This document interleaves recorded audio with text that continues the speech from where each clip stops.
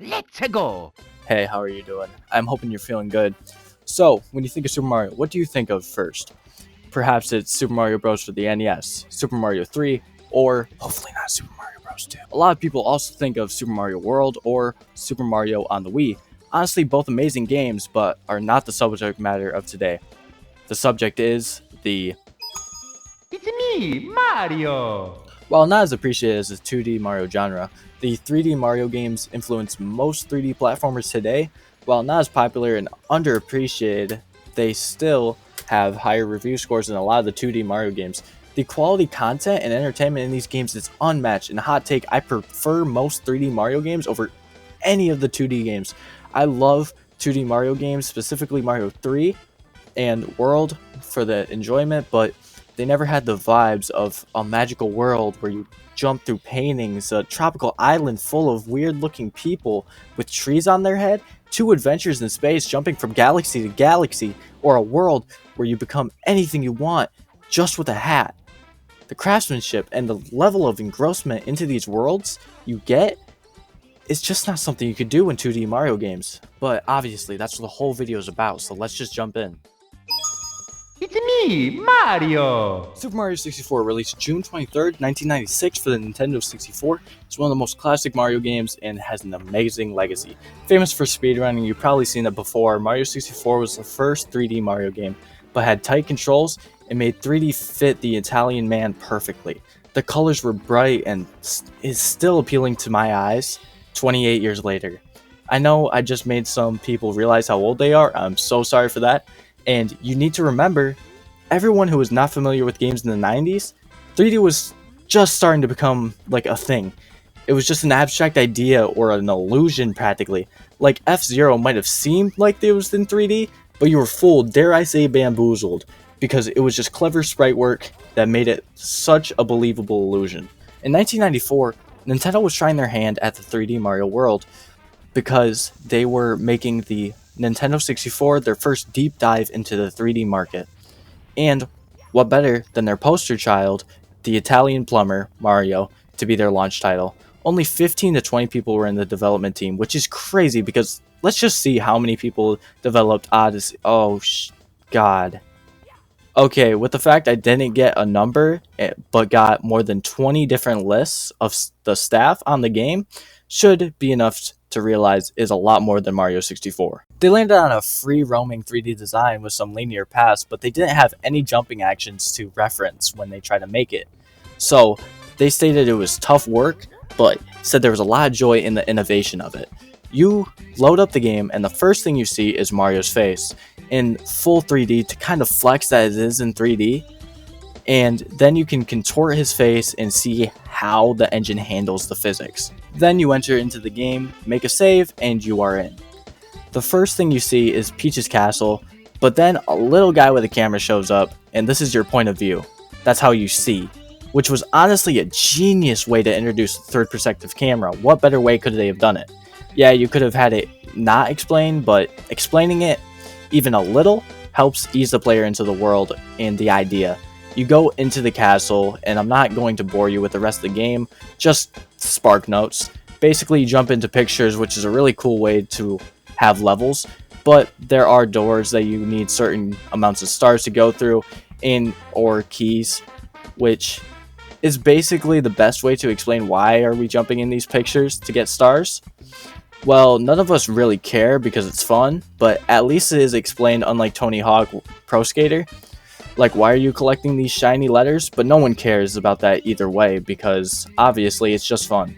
The question of why or how does not matter in either of these games because they are just so entertaining to play. Why would it matter? That is one thing I do not understand. The reason for doing something that is fun does not need to be explained. I love dirt bikes, right? Why am I doing it? Is there a story? No, I just like it. Why are you playing video games? Because it's fun. The story does not matter in every game and or every situation in real life. A lot of games do need a good story, like The Last of Us, where the gameplay is more of a way to immerse you into the story. But I digress from my rant. That's all I have to say about Mario 64 right now. On to the next game, which is very divisive and on a very underrated console.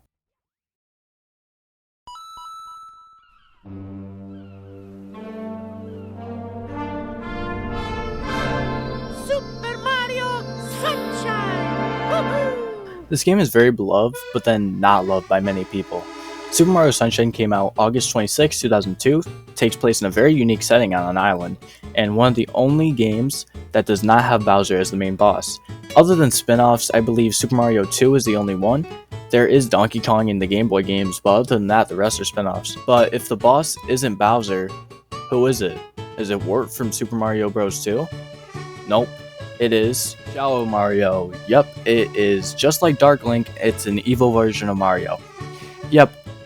Yeah, it's pretty generic, but it actually plays into the story nicely. I know I went on a rant about how it doesn't matter, like story doesn't matter at all, but when it works, it just adds to the experience and the atmosphere. Shadow Mario came to this island as well, vandalizing the island, so the people of Delfino wrongly convicted Mario of the crimes of the Shadow Mario. Mario's job after just trying to have a vacation is to clean up the mess Shadow Mario has made. The gameplay is honestly very smooth and responsive for a 22-year-old game, and the new flood is a nice way to traverse. It is a water pump that can help you with mobility and cleans up goo around the islands. You get a few different attachments, but usually you only have two. One that searches downwards, letting you glide for a while, then there's one that is like a power washer. So releasing on the GameCube, which was honestly a powerhouse at the time, only limited by the small disc size. The game looks amazing and has amazing physics. The water effect never doesn't amaze me. The fact that it came out 22 years ago and still looks this astounding is honestly crazy. The world is actually kind of relaxing and the music helps a lot with this. It really feels like a vacation gone wrong. The worst part of this game is honestly just some of the levels are a little too hard. Like, I get like a skill gap, but also it's just unfair at times. And the god-awful blue coins. Oh my god, there are so many blue coins in this game. It sucks trying to 100% this game, but at least I do not do that often for games. I only did that for Marvel Spider-Man. But I am done talking about Super Mario Sunshine. Now, on to my favorite one.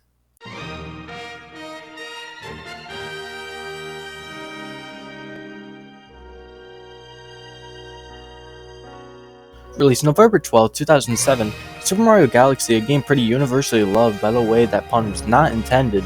This game was the first 3D Mario game that went for a more linear experience. The other games were more collectathons. Super Mario Galaxy is more of a linear game, instead of having multiple stars and a level at one time. But just like the rest, there is a hub world, which in Super Mario Galaxy I actually believe is the best one. You can just stare into the stars, reflect on them, and just think of the endless possibilities. That's the reason Super Mario Galaxy has the most variety out of any other of the 3D Mario games in my opinion.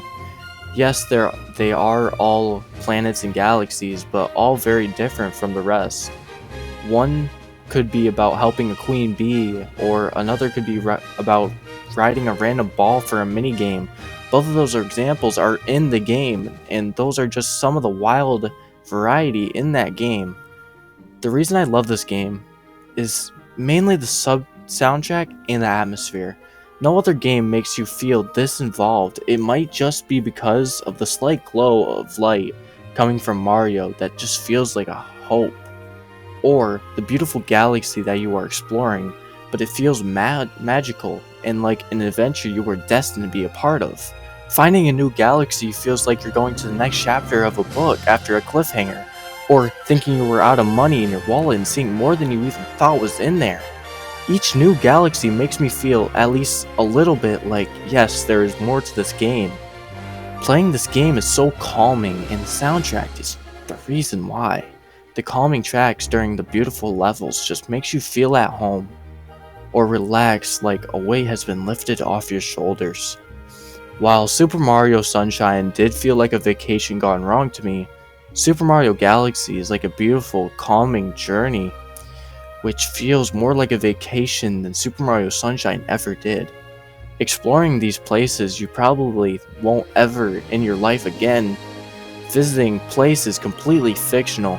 There are tropical islands you can visit in real life. There are castles you can go and see, but you can't get even close to this feeling. Everything in this game just makes sense and adds to the atmosphere and ambiance. If this game was a place in real life, I would say it's like being to a planetarium when you were a child, like under the age of 9. Your imagination running wild, seeing all these stars, imagining what they could be, what it all means. It's just so special, and this game captures it. Sorry for the rant, but now let's just talk about gameplay. Super Mario Galaxy has the same amount of stars as Super Mario 64, but on average, a playthrough is about 2 hours longer than Super Mario 64's 12-hour playtime. I think it might be because of the amount of loading in this game. I didn't mind it because, we are going to a different galaxy. It kind of makes sense, but I can see how it would be frustrating. Every time you get a star, loading screen. Every time you go to a world, loading screen. Every time you choose a star, loading screen. It might be a lot to do for some people, but I still never personally mind it. So Galaxy does not have a free look camera like the last 2 entries. Instead, it has one that is more of a wide angle of view in the planet, which helps you see the planets and know how to traverse them.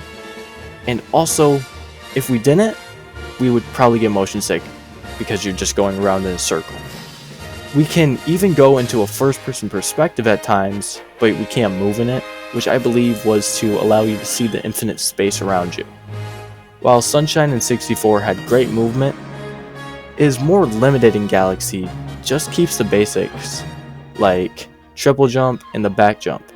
Galaxy did add something though, which is the spin, which adds more ways to deal with enemies in front of you, like stunning an enemy, then running into them to finish them. The limited movement makes sense because the game is more linear and has a different camera perspective. Plus the game was on the Wii and needed some gimmicks to use the motion controls. After you beat the main campaign, you get to do it again, but as Luigi, basically the same thing, but you can jump higher. I'm not going to bore you too much with details on that, but now onto the sequel.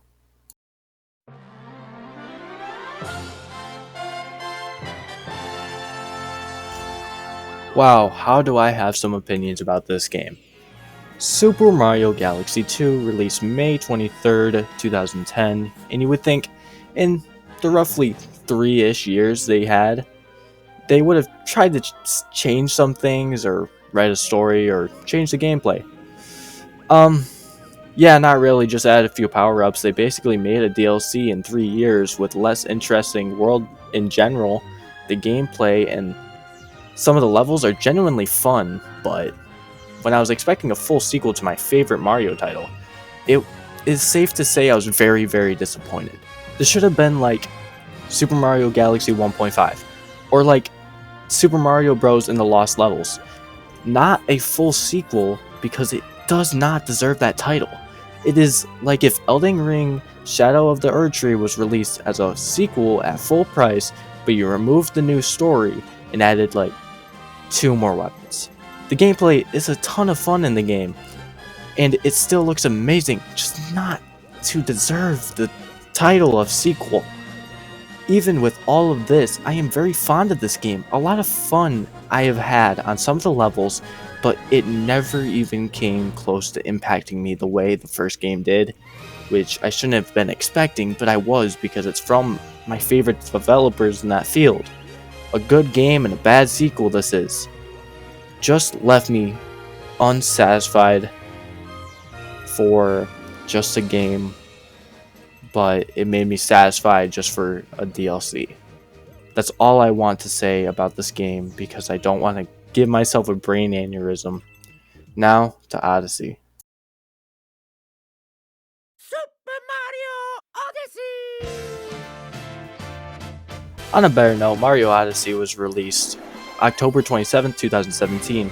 Super Mario Odyssey was the first game on the Switch, and was an amazing launch title. The game is fluid with creative new idea in the hat, Cappy, letting you be anything you want, even electricity. There is even a dinosaur you can be at the beginning of the game. Like, how cool is that?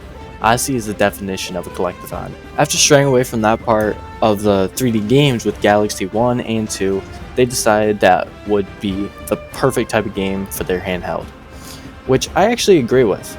They designed the stars, moons in this game to be easy to get within short times because it is, at the end of the day, a handheld game, even though it can be a console game.